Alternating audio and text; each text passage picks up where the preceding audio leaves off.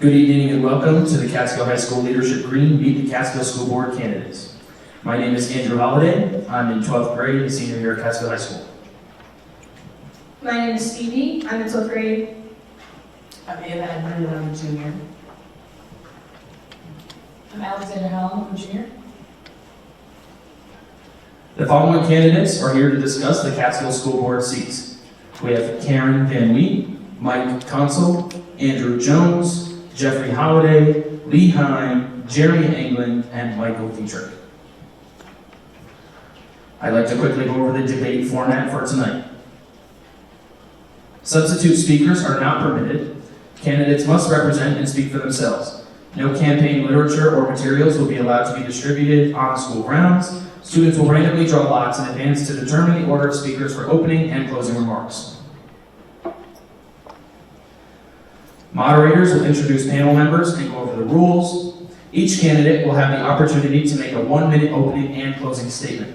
All candidates will have 1 minute to answer each question in a predetermined order. There will be no rebut or discussion amongst candidates on remarks or questions. Each candidate will answer the question and direct their response to the audience. Speaking time will be monitored out of respect for the other candidates and to provide an opportunity for the audience to hear all candidates speak. A bell will ring with 5 seconds remaining in order for you to complete your response. All candidates will be asked to exit the library after all closing statements are completed. There will be no conversation after the event in the library or on school grounds. Leadership Greene students appreciate your adherence to this request. We will begin with each candidate providing a 1-minute introduction, and we will rotate the order as we proceed. We're going to start those introductions with Ms. Karen Van Wheat. Thank you, Andrew. Can everyone hear me? Thank you to all the students. Again, my name is Karen Van Wheat, and I want to thank everyone for coming tonight and Leadership Greene for sponsoring this event. And thank you to all the teachers here tonight because it is Teacher Appreciation Week. And if I'm limited to 1 minute, I was thinking I had 2. Most of you already know me from my bio. I'm a lifelong resident of Greene County. And before I even considered running for the board, I had a lot of doubts about this because I thought I never had the time, but I feel now that I need to be a problem solver and not a complainer. And I have asked numerous prior board members what their prior accomplishments have been, as well as their disappointments. And I've learned so much from them, as well as witnessing what works and what doesn't. And my first priority as part of the board would be earning respect and communicating with the community. A board that listens to the issues of the students, the parents, the staff, and the taxpayers, and will pay attention to and appreciate the input would be one of my primary goals. Increased transparency and listening, a change in the current board policy of limiting speakers to the amount of time they can speak, how appropriate. And I think responsibility for choosing administrators should include community involvement. There are so many other things I wanted to talk about, but I'll try to get that in the rest of my speech. And I would be honored and dedicated to serve the Catskill community as a Board of Education member. I think there's a great number of people up here, which is an indication that we need a change, and I appreciate your support. Thank you.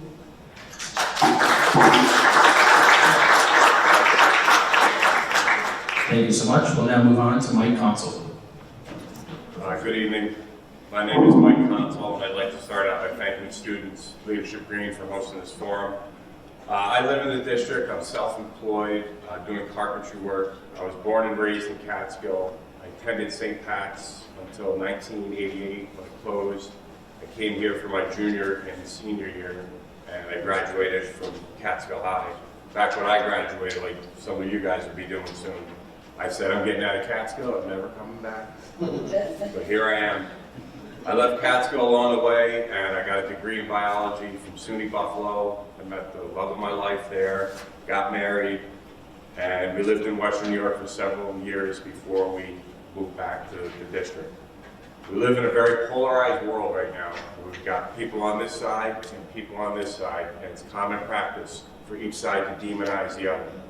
I want to meet somewhere in the middle, and let's have a dialogue and be transparent. Thank you.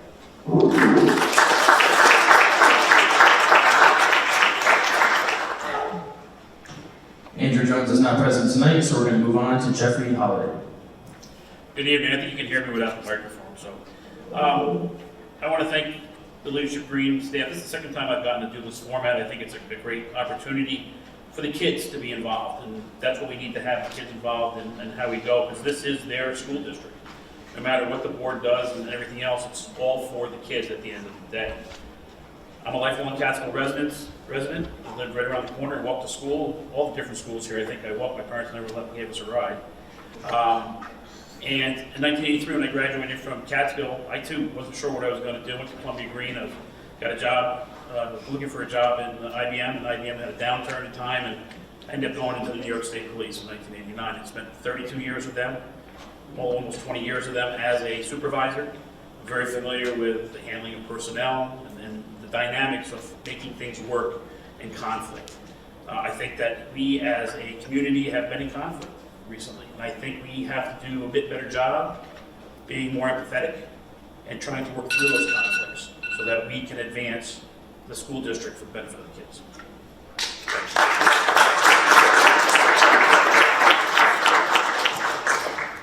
Thank you very much. We'll now move on to Mr. Lee Hine. Hello, everybody. Thank you for coming. Last September, I was appointed to the board to fill Deb Johnson's vacancy. In that time, I've seen that there is a lack of communication, especially the hard conversations. Listening is one of my priorities, and I'm not sure. I should have started by saying, this is my opinion, not the school board's opinion. Listening is not, in my opinion, a priority of this school board, and I endeavor to do a better job at that.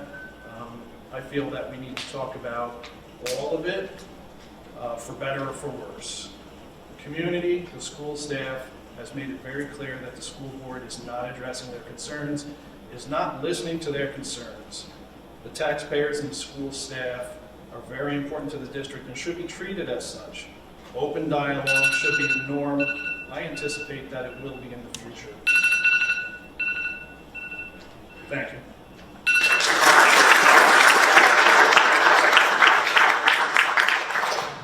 Thank you, sir. We'd like to move on to Jeremy England. Thank you. Good evening, members of Leadership Greene, community members, and fellow candidates for the Board of Ed. My name is Jeremy England, and I'm honored to be seeking re-election to the Catskill Board of Education. For the past 6 years, it's been my privilege to serve our district alongside dedicated trustees, collectively striving to enrich the educational experience for every student. Together, we've tackled some daunting challenges, from overseeing a complex capital project to swiftly adapting to the uncertainties brought by the COVID pandemic. During this past year, I've been part of a collaborative effort to initiate a 5-year strategic plan to ensure our district's continued progress in addressing the learning gaps exacerbated by the pandemic and the changing demographics of our community. With declining birth rates and enrollment into Catskill each year, we need to ensure we're focused on how we move forward, maximizing our benefits to our students and community. As a lifelong Catskill resident and parent of 2 high school students, my commitment to our district runs deep. And with over 25 years of experience in finance and operations, I bring my perspectives on operations and finance to the board. Yet I want to recognize that our collective strength lies not only in my contributions, but by the diverse perspectives and shared passion of the entire Board of Education. Together, it's our combined knowledge, perspectives, and passion that help drive the district forward. Tonight, I appreciate the opportunity to engage with you, answer your questions, and discuss the future of Catskill. Together, let's continue to foster a brighter tomorrow for our community.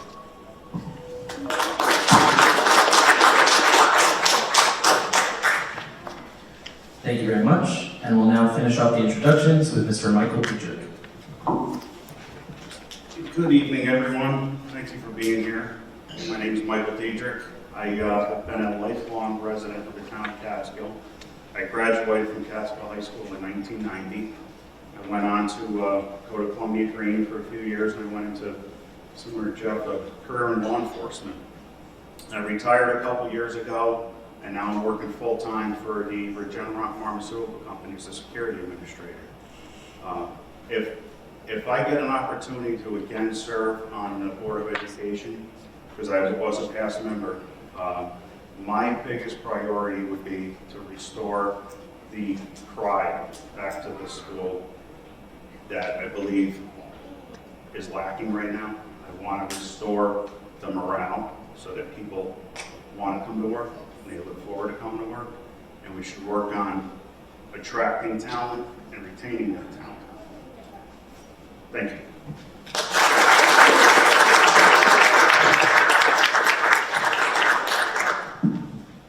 Thank you all very much. We will now move on to asking our questions, and our first question will be asked here by Stephen Sonoma. Okay. What skills and goals will you bring within your role as a Catskill School Board member? We'll start with Mike Consul. Thanks.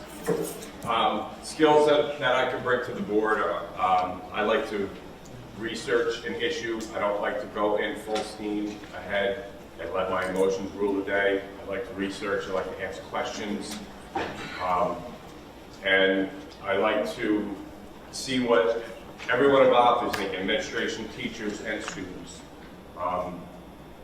The goals would be, as always, is to have a balanced budget, to make sure that the tax burden isn't too much for the residents of Catskill. And kind of along the lines of what Mike said about bringing back pride to the school, bringing back a sense of, yes, I'm from Catskill and I'm proud of it. I work here in this community. I have some young kids who work for me sometimes, and we need to turn out well-rounded students. Not everybody's going to college. Some kids are going into vocational, and some people are going into the trades. You need to have something along the lines for everybody, so the kids can find things that they're passionate about. Thank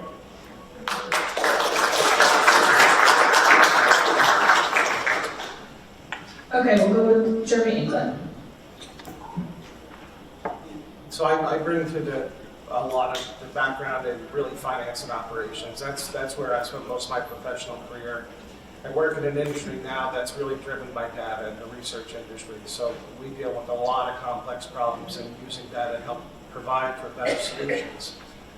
That's an important skill set to have, but it's not the only skill set that's important. As they've mentioned, things like communication are paramount, understanding and empathy, and I'm always trying to do better on those fields, but those probably, there's different people that are probably better at some of those things than myself, and that's the power of the board. But I look to work collaboratively with everybody. I've had a lot of experience dealing with people from different backgrounds and perspectives, and over the last 6 years on the board, I know I've grown a tremendous amount from when I started. I started with Mike back a long time ago.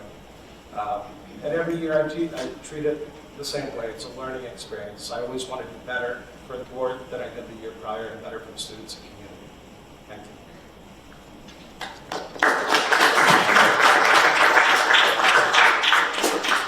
you. Now we'll go to Jeffrey Halliday. In my 3 decades of law enforcement, the biggest thing that I had to do on a daily basis is investigation, whether it was a criminal case or a civil case, or whether it was dealing with our personnel.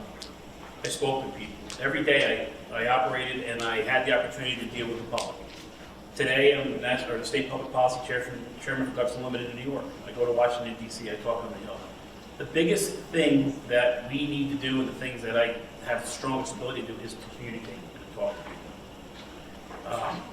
Alongside of that, with understanding the personnel side of investigations and the things that go with that, my time as a trooper, a supervisor for nearly 2 decades, and then a member of the village board, where I had the ability to formulate multi-million-dollar budgets.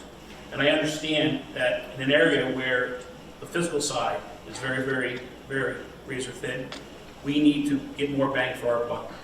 And I think that by bringing good sense to the board on the budgetary side, maintain our programs, teach our kids, and do everything we can not to have any cuts or go backwards from where we are.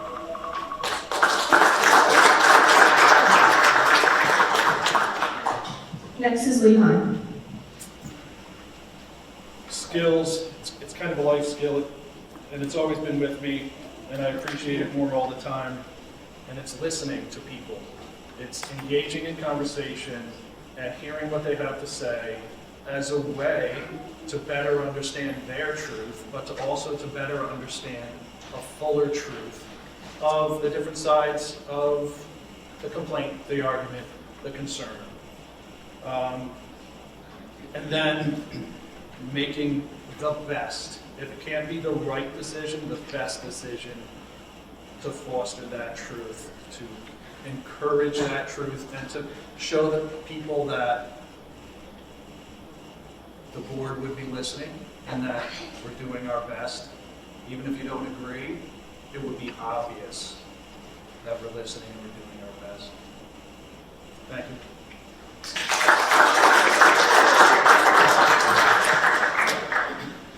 Next is Carrie Greenlee. Could you just repeat the question so I can say What skills and goals will you bring within your role as a Catskill School Board member? First of all, I would say one of my big goals is, again, restoring respect and trust in our board and our district. I have experience running a business for 32 years. I graduated from New York Chiropractic College a long time ago, and since then have ran my own business, dealing with finances, with employees. It's definitely real life skills. And I believe that training our students in a lot of those real life skills, as Mike said, the one day a year that you guys do real life skills, I hear about it for months.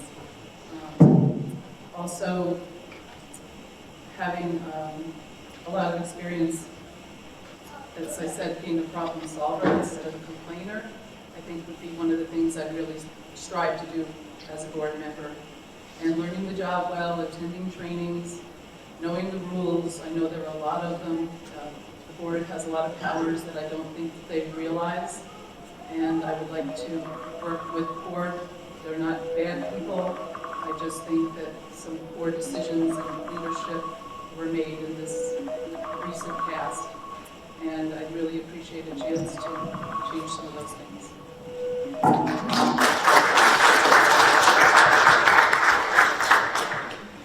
Next is Michael Diedrich.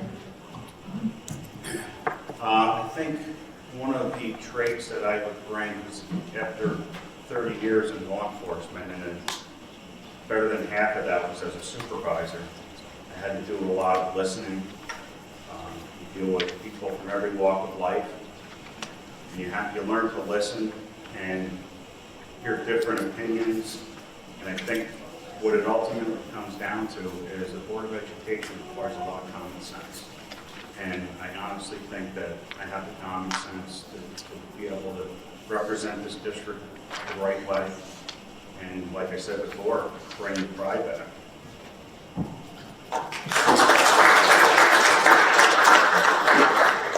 Okay, we're going to move on to our next question.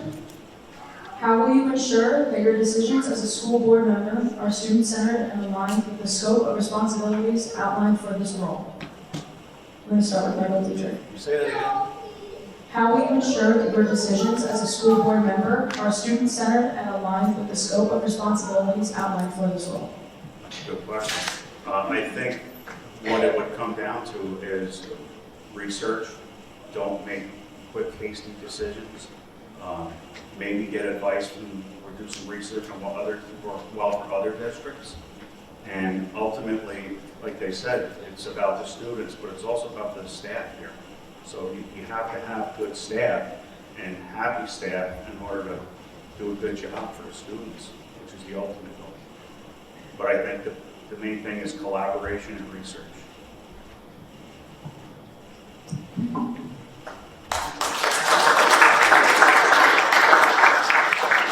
Then move on to Lee Hines. Making sure school board's decisions are student-centered would begin with listening to the students. And considering their point of view. I would suggest that perhaps a senior should be on the school board. Maybe not a voting member, but certainly a member that could be heard, could represent the student body. I would also say, how do we keep it in line with the school's goals?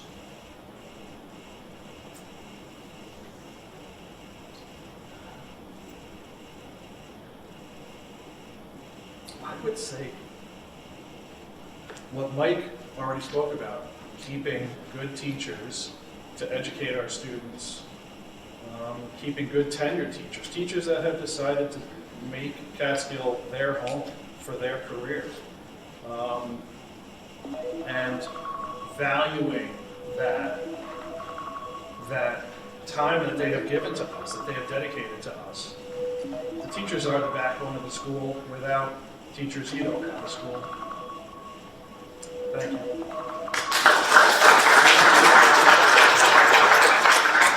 Trustee Hollander?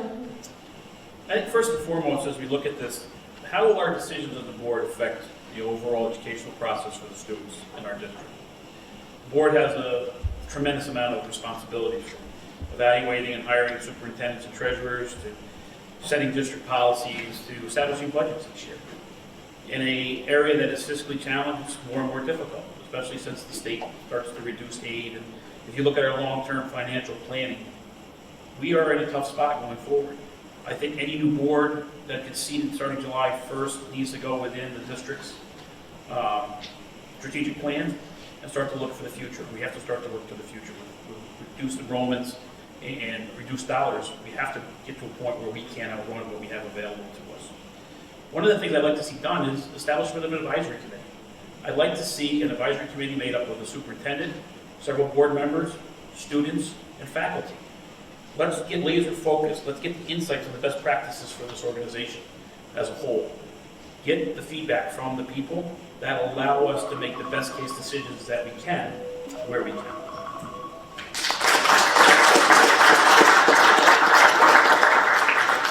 Jeremy England? Thank you. I think listening is one of the most important things that we can do to ensure that decisions are made in the benefit of all students. And I want to be very clear that I know recently we've had a lot of issues in our community where I know not everybody felt like voices were heard. There's a lot of voices that are quieter than some of the louder voices too that also deserve to be heard and understood. And that's a challenging position, and it's one that I think we try to do a very good job with, and I'm always encouraging people to do a good job with. Listening is paramount in everything we do. And beyond that, we have to understand the repercussions for action and when action is warranted and when it's not warranted. Sometimes there's more to situations than meet the eye, and you have to be firm enough to understand you're doing the right thing, even if maybe not everybody appreciates it. And I'm willing to be that convicted. I'm willing to do what I think is right for you, no matter what, in all cases, whether that makes me popular or not.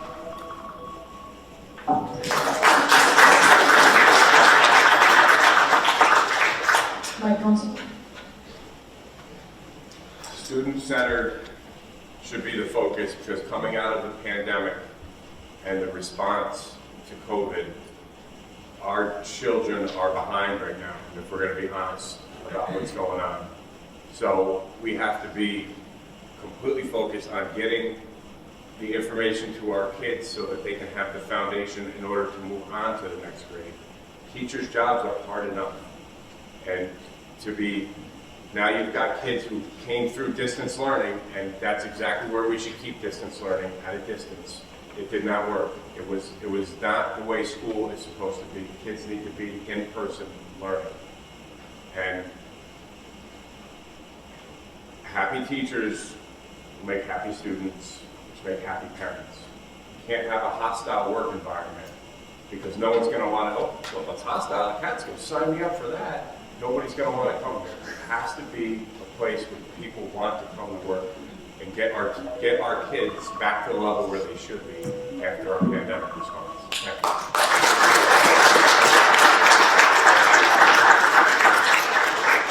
you. Karen Denby? I like this question. A lot of good answers. And I completely agree that hostile work environment is not helpful.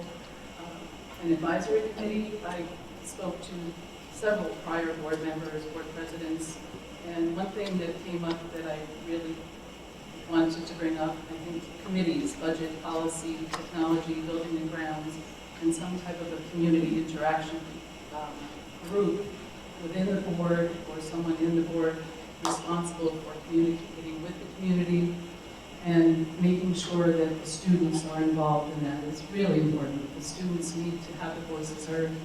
They need to be seen. Our administrators need to be more visible to our students. Our students need to interact with them more often. And I really, truly think our students are amazing.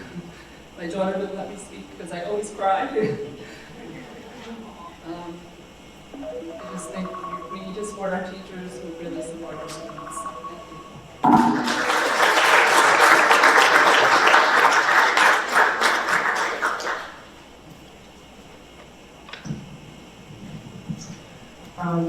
Hi, I'm Ava, and the next question is, what specific strategies do you propose to distinguish between a past budget and an austerity budget for the school district? And how do you plan to ensure effective resource allocations if elected?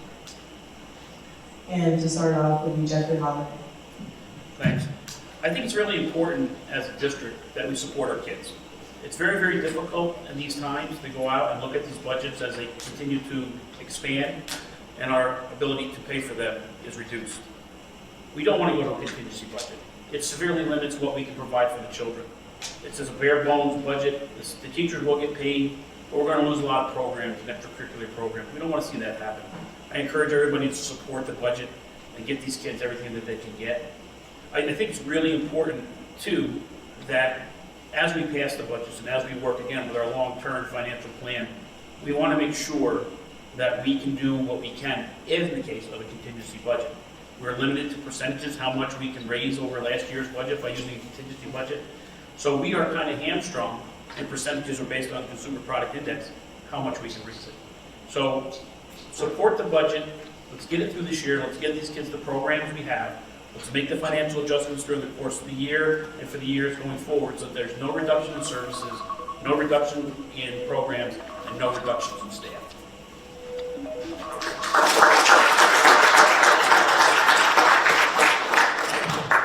Thank you. Next is Karen Lee.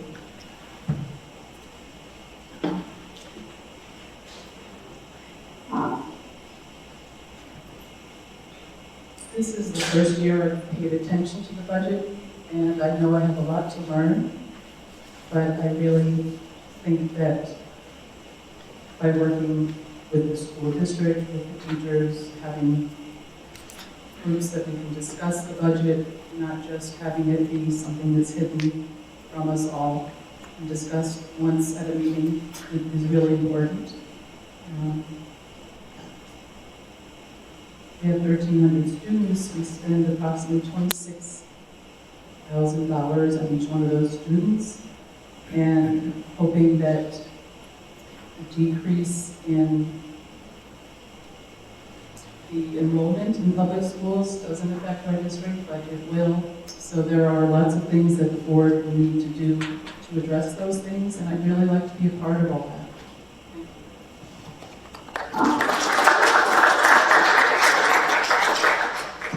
Thank you. Lee Hine. I'm relieved that this year's budget has no increase for the taxpayers. It's a neutral budget, and we're using some of our unallocated excess funds as we should. I think that should happen every year. I think we should look closely at the budget to trim the budget as much as possible, a realistic budget with real numbers. It's hard to do on a big budget, but it's a worthwhile goal. And again, I'm pleased that this year's budget is neutral, with no increase in taxpayers. I hope you all would vote for it. A contingency budget would be not good for our student base. I look forward to delivering another neutral budget next year. Fingers crossed. Thank you.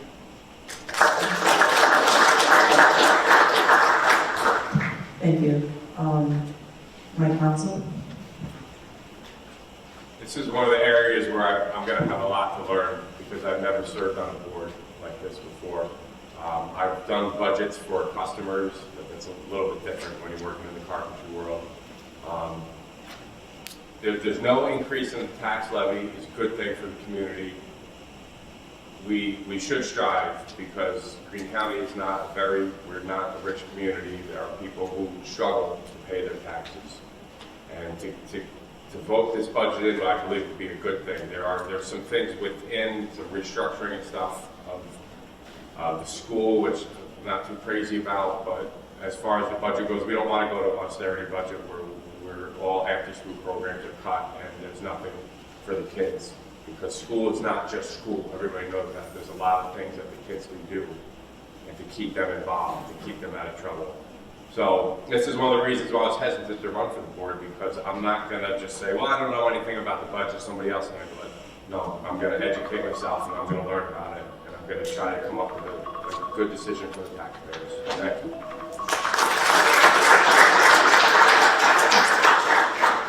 Thank you. Jeremy England? Yeah, I'm very, I really hope that everybody can come out and support our budget. One of the things we have to really be proactive with is our long-range planning.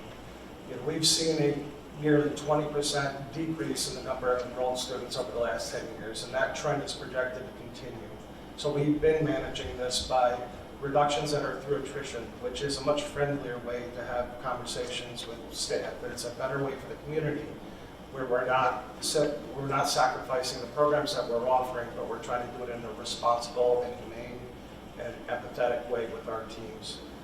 I believe that's the path we have to continue down forward. We have to right-size our programs to make sure they're aligned with what we need to provide a quality education to all of our students, and that we have to constantly be looking at the best way to balance the budget and the use of fund balance and other elements to maximize that.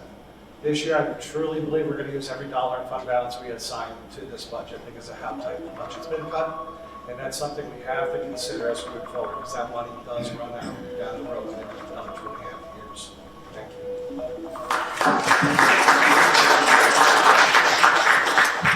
Thank you. And last, Michael Dietrich. Well, it's no big secret that every year there's challenges that you can't avoid. Salary raises, health insurance goes up every year. And the whole philosophy of saving money through attrition, I don't necessarily agree with, because just because a person retires does not mean that that position isn't valuable. I believe as a board, we really need to take a real hard look at what positions are not being replaced and which ones are being replaced. And I think that concentration should be on retaining people instead of not replacing them.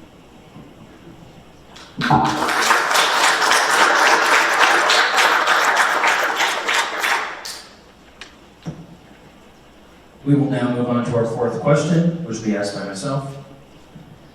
Given the constraints of the 0% budget increase, which typically means very tight restrictions, if not cuts to programs, how do you plan to prioritize student needs and educational quality? We're going to start on our fourth question with Mr. Lee Hine.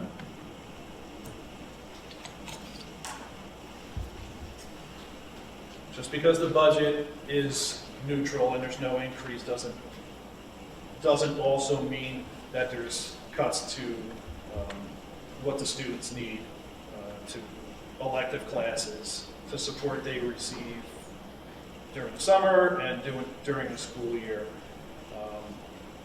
The work is done through the budget process to make sure that we are giving as much support as we have in the past, and if we can't, then we explain why, and we pick the right budget lines to reduce.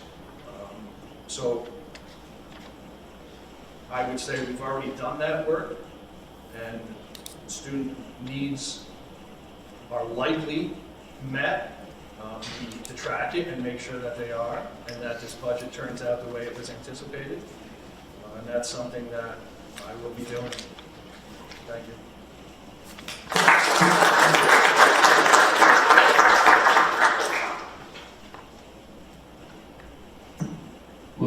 on to Jeffrey Holliday. The zero levy is, to me, is symbolic at best. If you look at our long-term financial, and you look at where we stand, I think the superintendent said a couple of meetings back that in 2.5 years, our fund balance will be exhausted. Every high school in the state of New York has a $10 million capital reserve fund. We don't have money in our capital reserve. We kicked it all out to do the projects that we did with the fields and all that. Right now, we are wasting millions of dollars in opportunity because the state is paying back 69 cents on every dollar that you spend. We have no capital reserve balance to spend it on. So we need to start to build up our balances. We need to try to make those changes that reduce the use of pulling the money that's laying there. Let's try to keep that long term. Let's try to reinvest that and turn that into projects and positivity.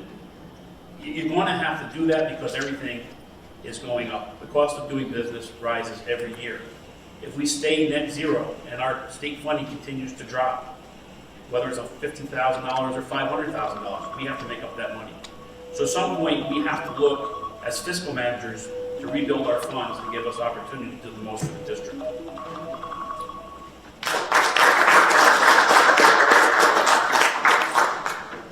We'll now move on to Mr. Michael Diedrich.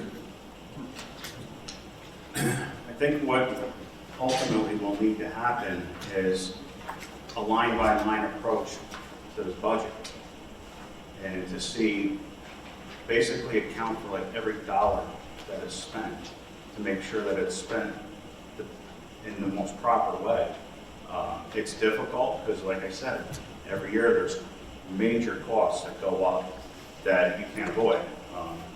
Wages, health insurance, like I said, and you can't avoid that. So it's difficult to find the areas where you can build some money or save some money. But I think, like Mike said, instead of just relying on one person and just going with what that person says because you think they're smarter than you, you need to work together and go through the budget line by line and figure out what every dollar is spent on so that you can maximize every dollar you have.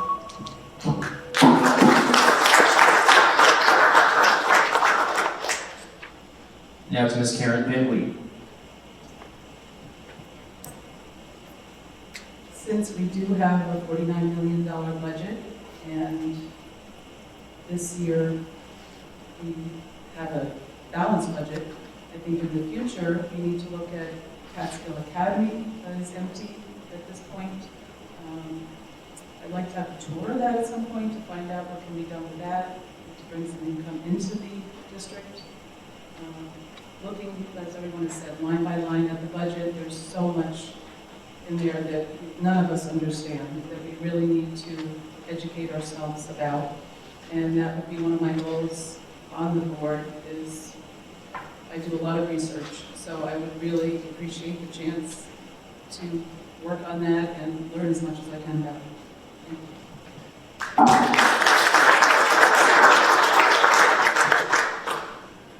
Now the Mike Console. Neutral budgets can eventually come up and bite you in the butt if we're not careful. We could run out of money.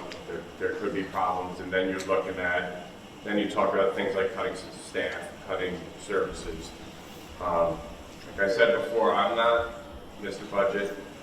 This stuff is all going to be a learning experience for me, but there's other people on the board who are very well versed in the budget and how things are done, and who can help other board members get up to speed and get through it, because at the end of the day, it needs to be a cohesive unit to work together, not against each other. We got to find out where we're getting the most bang for our buck in the budget. Every year, like Mike said, you got to go through it line by line, and things that aren't working, that we're spending money on, maybe we need to cut that. And that's something that the board really every year, that's one of the main duties of the Board of Education, is to deliver a balanced budget. So hopefully cohesively as a unit we can figure that out. Thank you.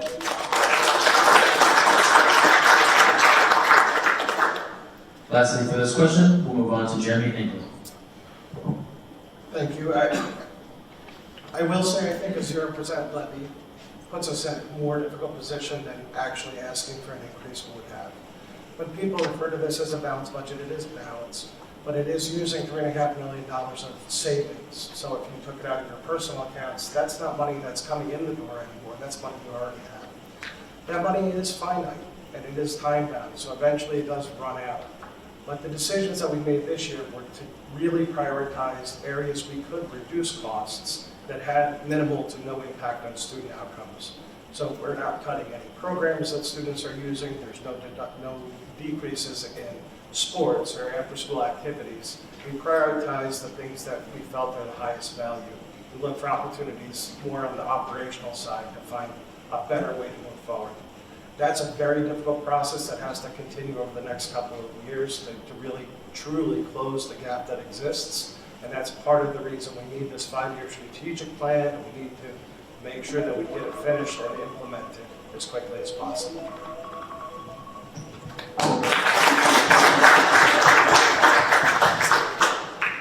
The next question is, recognizing the invaluable contributions of our teachers, how would you foster their active involvement as advisors and coaches within our school community? And we'll start with Jeremy Glenn. How would I sponsor their activity? Foster. I'm sorry? Foster. Foster their activity. You want me to read it again? Okay. Sure. Yeah, can you repeat that? Recognizing the invaluable contributions of our teachers, how would you foster their active involvement as advisors and coaches within our school community? I think we need to recognize them for their contributions, everything they do to help our students. The amount of teachers and staff that we have that coach is tremendous. We recognize all of our students at the athletic awards and at different award ceremonies, and we need to do a better job of making more of a conscious effort to reward and recognize the teachers that put forth that work. I think it's equally important that everybody who participates in a program is recognized for the benefits of that program. Beyond that, I know we do provide stipends for things, but stipends shouldn't be the reason they do it. It should be a meaningful incentive for their time commitment, but we want to encourage them to do it out of the love and support and the desire to be a part of the community and to help the students. And whatever we can do to recognize them to make that happen, I'm all for it.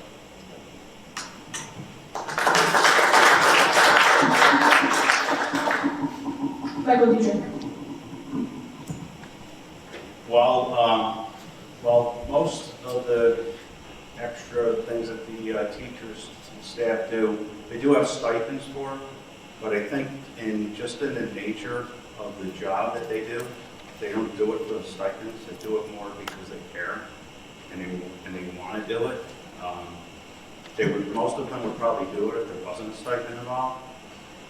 The problem I have is that a lot of these people aren't going to want to keep doing this in the environment that this district is in right now. So we need to restore the morale and make the teachers and the staff want to be here. Because if they don't want to be here when they have to be here, they're not going to want to be here when they don't have to be here.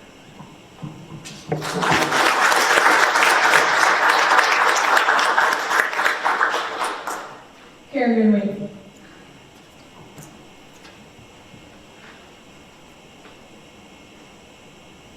I think our teachers are doing a great job given the circumstances that have occurred in the last year. And unfortunately, we have lost good teachers, and a lot of teachers are planning on leaving. But the one positive thing I did see this week was a PTSO meeting. I think that's a great first step. Having more public engagement with the teachers, including more cultural and arts events, community events, internships, giving more community services. There's a zero amount of community services included this year in the budget. So does that include after-school tutors and reading teachers? We want to increase our reading proficiency. These are all things I know the teachers want to do. We just need to give them a situation where they can do those things. And I have all the faith in our teachers and not so much in our administration at this point. Thank you.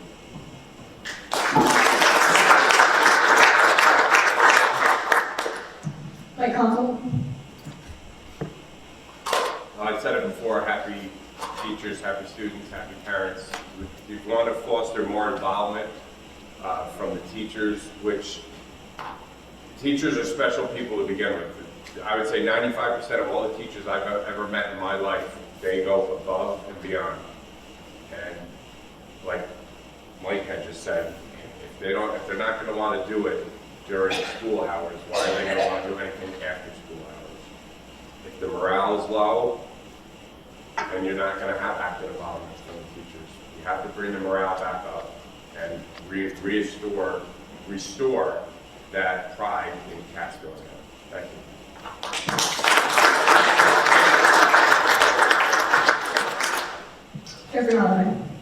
I think since the pandemic, the one thing that everybody has realized is the most valuable to us is time.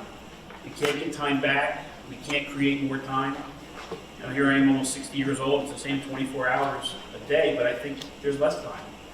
And I think going in with the schools, I remember a time Jimmy Franco coached forever, Dave DeReamer, and all these coaches stayed because they had pride. I think pride is part of it, but it's the commitment to the kids. I think one of the things that we have to look at, and it's troubling because it is what it is, having umpired now for almost 27 years, is the increase of stipends. If you look at our districts around us, what are coaches getting paid? Why are coaches and why are community members going to coach at this school and not Catskill? Part of it is the time, and part of it is the stipend for the time. I think that it's up to the current coaches and the teachers to foster that sentiment of pride and engagement to the younger teachers who are coming in, who haven't been class advisors or coaches or officials. If you don't want to coach and you don't want to be a class advisor, we'll always take you on the field, whether it be baseball, basketball, or soccer. There's a great opportunity to still engage with the kids. It's not solely about the money, but it's about the engagement with the kids. And that's why I still umpired 27 years later.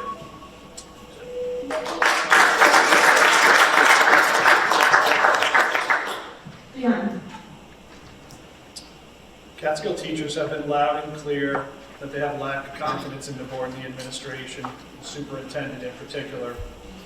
They talk about a culture of fear, a lack of support overall. I don't think you could reasonably expect teachers to make themselves available for elective classes or any more than they absolutely had to. They're not going to put at risk their base salary. I would say we need to engage with the teachers in whatever way we can to listen to their concerns, to hear them, to address their concerns how we can, and to fix the culture of fear and the lack of confidence they have in us as a school board and as an administration. Without that, I think we're lost.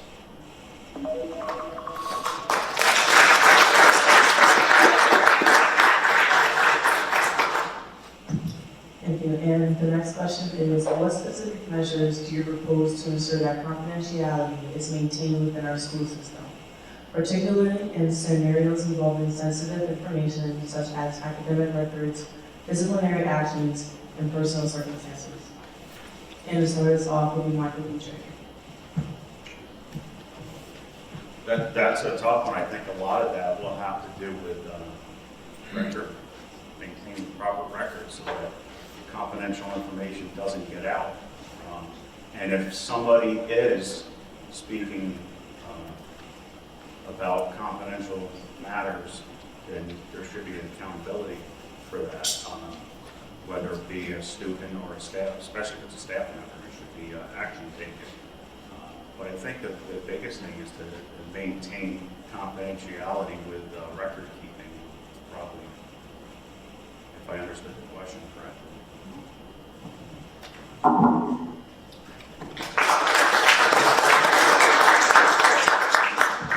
Thank you. Next is Lee Hine. Confidentiality is very important, utmost importance. Protect the identity of the complainant or the sensitivity of the matter.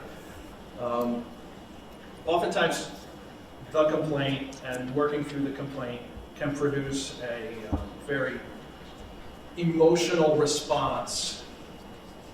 And when people get emotional, they say things they're not happy with, maybe they're not proud of, say things that they shouldn't have said.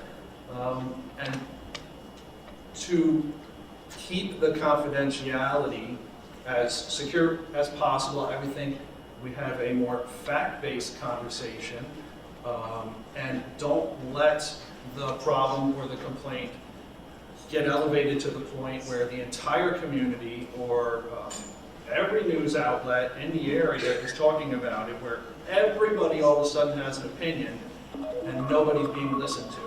So I would say confidentiality can be secured most by, again, talking and listening and solving problems before they get so big.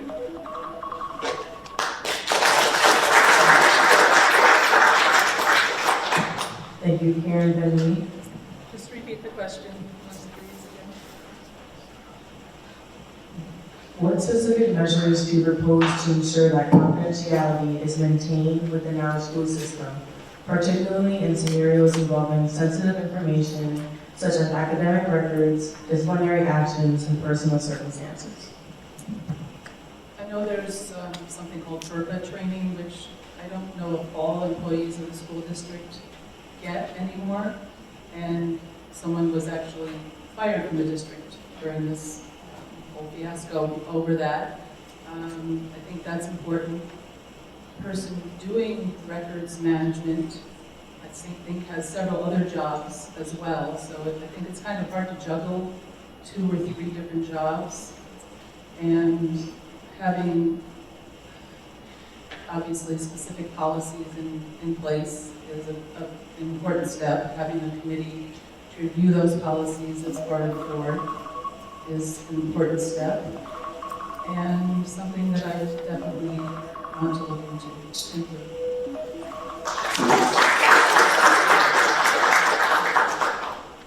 Thank you. And then my counsel. There's already policies in place, such as executive session to keep things confidential. When I was running for the board, people said, well, if you do get on the board, you're going to finally find out all the information you ever wanted to know, and you won't be able to tell a single person. And that's basically what it comes down to. You keep your mouth shut about things that are sensitive and confidential, and they don't leave the board. It's just plain and simple. As far as specific things that I would do, I think there are things that are already in place to assure confidentiality. The biggest thing was just for the board to be professional and just keep the information where it belongs at the board. That's it. Thank you.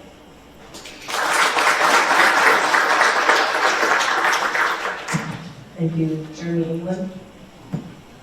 Thank you. And this is perhaps the thing that has made the last few months a very difficult situation, because we are bound by confidentiality. So while I know the public often wants us to provide information about what's going on and why it's going on, there are rules that govern what we can and can't say, and we have to abide by those rules, even if that creates somewhat of a difficult conversation. I think we've done a great job with that, frankly. I know it's not what people always want, but it's what they deserve, because we deserve to treat every student, faculty, and administrator, and staff within our district with the same level of respect. The rules are there to protect the privacy of all of them, and we need to be better and ensure that that information, we're not giving it out. If the public gives out information, we can't control that. It makes it hard to respond to, but we need to stay fast and do our jobs and abide by the rules that exist, whether that's FERPA or rules around the collective bargaining agreement with all the unions. We abide by them. We do a good job. Thank you.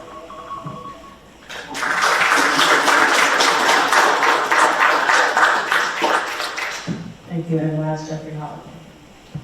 I think when it comes to confidentiality and you're dealing with, whether it's personnel or students or whatever, you have to take the emotion out of it. You have a job to do as a board member. You're dealing with the facts and what lays before you. I think sometimes we let, as human, in your human nature, we let emotion get the best of us. We respond to something the way we would normally respond. We say something that we would normally say. I think by understanding the rules understanding the policies and what's written in the contracts. What's an executive session stays an executive session. It has to stay there. There are privacy issues that govern everything that a board does for the most part. But I think a lot of the way to rectify that and change it is some sense of communication. We are handling this matter. We are hearing what you are saying. Unfortunately, due to contractual issues, we cannot reveal what we are doing. But just saying we are listening to you, saying that we hear you, saying that we are working on this. And that's, I think, the biggest thing that this board has kind of lost a little bit. Again, being empathetic and being responsive. And I just think the community doesn't think you're listening. Although they are, I think sometimes we fall back on, we can't say anything. And we actually can say just a few things that are fact-based and our privacy required to make it work.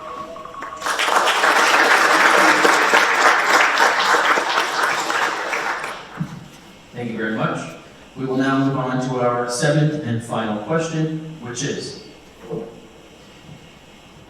please articulate your understanding of the chain of command within a school organization, including the roles of board members, administrations, teachers, and staff. How do you perceive your position on the school board in this hierarchy, and to whom do you believe you are primarily accountable? Starting us off will be Karen Van Wee.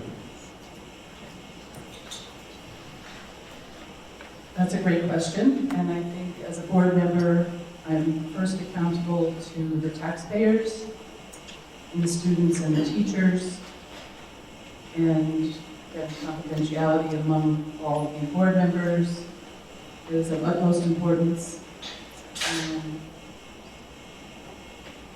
Not sure, could you just repeat the question for the rest of my answer? Sure, not a problem. I'll repeat the whole thing. Please articulate your understanding of the chain of command within a school organization, including the roles of board members, administrators, teachers, and staff. How do you perceive your position on the school board in this hierarchy, and to whom do you believe you are primarily accountable? I'm going to give you 45 seconds. Okay. I believe I'm primarily accountable, like I said, to the taxpayers for coming up with a balanced budget, to the students in the school especially. Their goals and priorities are my goals and priorities for sure. And the superintendent works for the board, not the other way around, and that's something I'd really like to ensure of as well.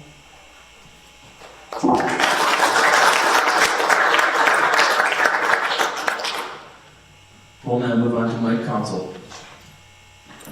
Accountability 100% is to the taxpayers in the community, first and foremost, because this is their school.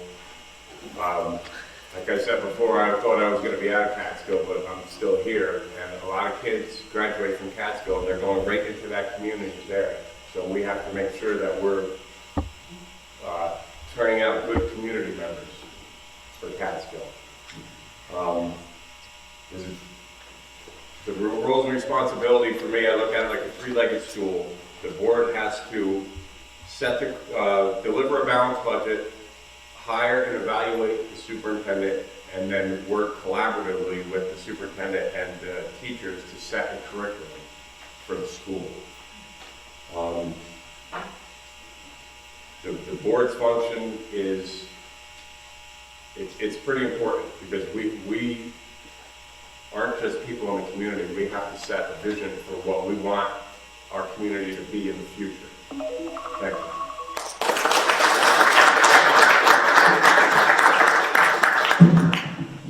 Lee Hine. School board's accountable to the students, to the taxpayers, to the staff of the school district, all the staff. Primarily to the students.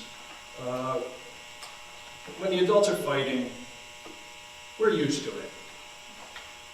But the students don't understand why, because it may be their first time, and it may be the worst if they've seen it before. So our responsibility is to the students first and foremost, to do a good job managing the superintendent, and the superintendent can then manage the school. The school board is the superintendent's boss.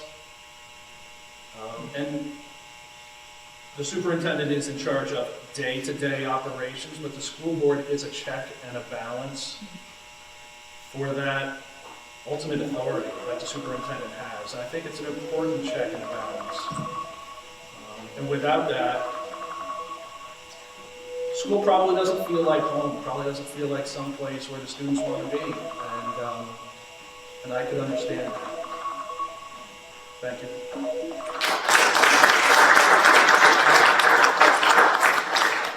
Jeremy England.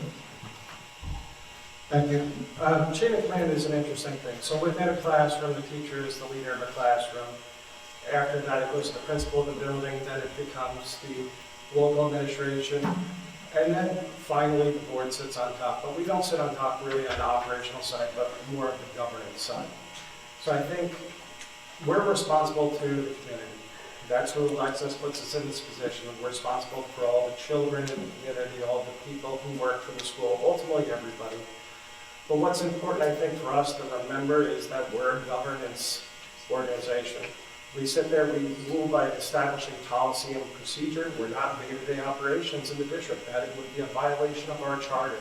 Just like every other government is sequestered so that the operations side, the legislative branch and executive branch, they don't really meet.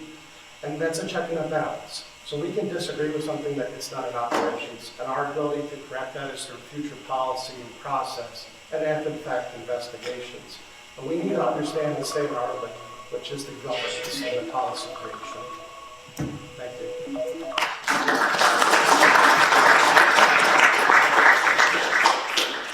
Michael Diedrich. Yeah, having a career in law enforcement, I'm very, educated on the chain of command. You have officers, sergeants, lieutenants, captains, so on, and it's very structured. This is a little different. You have a chain of command, but we didn't have a whole group of sergeants that sit around and make a decision on policy. You had one sergeant you reported to. So basically what I'm getting at is our accountability is to the community, the taxpayers, the staff, the students in a whole. But as far as the ranking structure, I don't see the board. We're members of the community. We represent the community. We're not the community boss. We're supposed to do what's best for the community, what the community wants. So I don't see it as like a step in a ranking structure. I don't see us as the boss of each other, especially because we're, like Jeremy said, we're a governance board. We're expected to work together. So I think it basically we have to work in collaboration with each other and the superintendent with a whole lot of input from the unions and the staff and the students.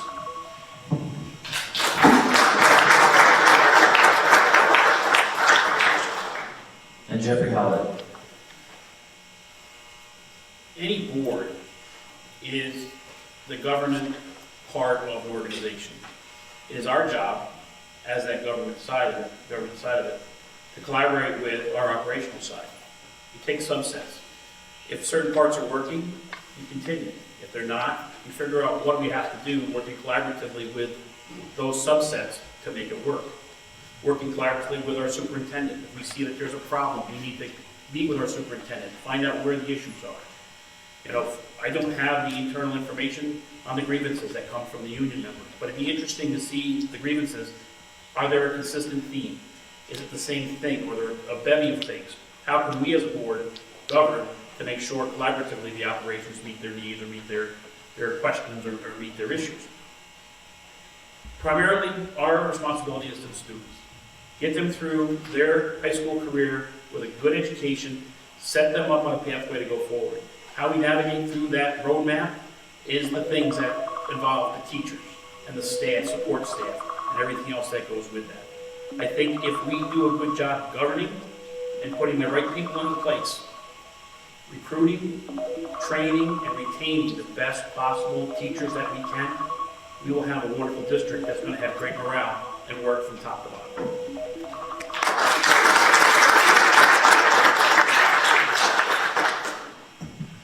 At this time, we will ask each candidate to provide us with this closing remarks. We again would like to stress that each response will be limited to 60 seconds again. We will start these closing remarks with Michael Dietrich. As I said earlier, this is my second time running for the school board. The first time I ran, I thought it was a bit of a turmoil in the district, and I think they needed new leadership and some serious common sense. And as a group, I think we accomplished a lot. I know we accomplished a lot. It was a time when staff morale was low. We brought morale back. Safety in schools was an issue. We got security here. There was a bullying problem. We got a stricter bullying policy in place. And I kind of see the district kind of in a similar place it was then. And I just feel it's time to get involved again and try to restore that pride. When I left the board, I was proud of what I did, and I think that pride is not represented right now.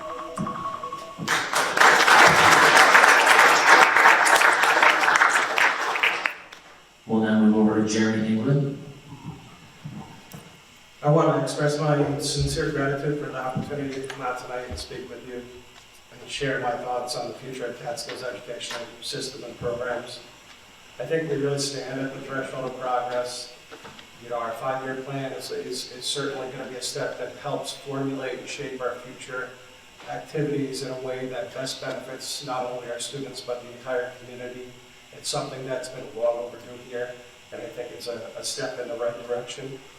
We've also done work with organizations to try to start to understand where the real drivers of the problems in our culture and our climate really exist and how to best deal with those.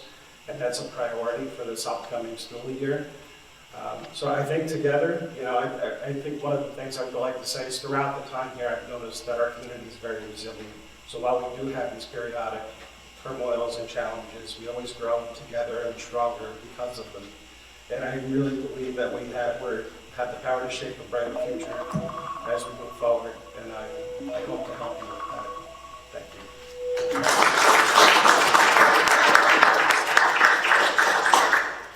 you. Lee Hine. I think this is going to be a very challenging year for Catskill School District, very challenging in how we treat each other. I look forward to a fresh, new start. We trusted our leaders. We trusted our leadership to deal with us in truth and fairness and kindness and compassion. And they surrendered that responsibility. They are no longer bringing us together. They're no longer bridging the differences. Instead, they are creating instability and actually creating a culture and an atmosphere of mistrust, alienation, and fear. I have heard that from students in the Teachers Association and staff individually, and that cannot continue. Like I said, I'm hopeful for a fresh start with basic, foundational common sense and common courtesy, and to build the respect and the trust back into this district. I look forward to that. Thank you for your help.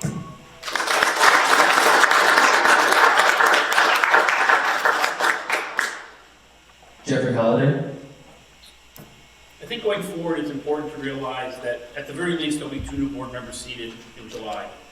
I think as a collective board, there are good people on this current board that will still be there. They bring a lot of different talents from different segments of society and things that they have done. I think we need to work better. I think we need to take a look at the missteps that may have been done along the way and correct that. Make sure that it doesn't happen again so that we can instill public confidence in the board that they're doing the right thing for all the kids and the staff. And as we move forward, making sure that we prioritize the kids, we engage and take on all the difficult work that's going to come with it, but at the end of the day, make it a better product for these children when they graduate, that they can go on to bigger and better things. And I think that's the most important thing. I'm very proud of the students in this district. I'm very proud of my son, not to throw that to him, because of the man that he's become. Given circumstances, I'm happy to announce that he's going to Buffalo in the fall. Well, you may have not known that.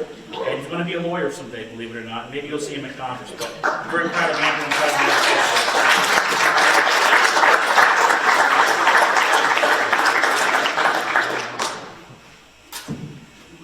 Mike Consell. As I said earlier, we live in a polarized time now. As for all the community showing up and protests at the board meetings, I am 100% for people exercising their First Amendment right to assemble. But what I am not for is the mob mentality. I will not give in to a mob mentality. You have to use your brain instead of your emotions. Now, don't get me wrong by that statement. I'm all about being passionate. I coach basketball. I'm very passionate about coaching. I tell the players, you have to play with passion. You have to play with a fire inside you. But you can't let that fire of emotions get out of control, because that's when you get burned and people around you get burned. You have to use your brain. You have to be mentally tough.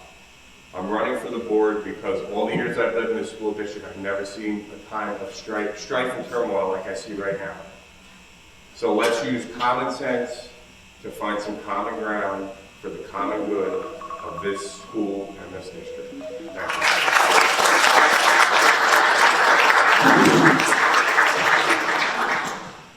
And we'll finish our closing remarks off with Ms. Karen Van Wee. Thank you, Andrew. I couldn't agree more with everyone here. I really think that there are so many things that need to be changed, and we're in a really tough time, but the community is really rallying and come together, and I believe that the board can do that too. That new board members can work with prior board members, we can get things done, and the best comment I heard when I asked a lot of prior board members what they thought of their experience was, it was like herding kittens. There's a lot of different directions that everyone wants to go, but if we work together, we can round them all up, and I really think that that's something that can be done in this district. It's been done before, and I don't know who I'm going to vote for, but you guys are all awesome. Thank you.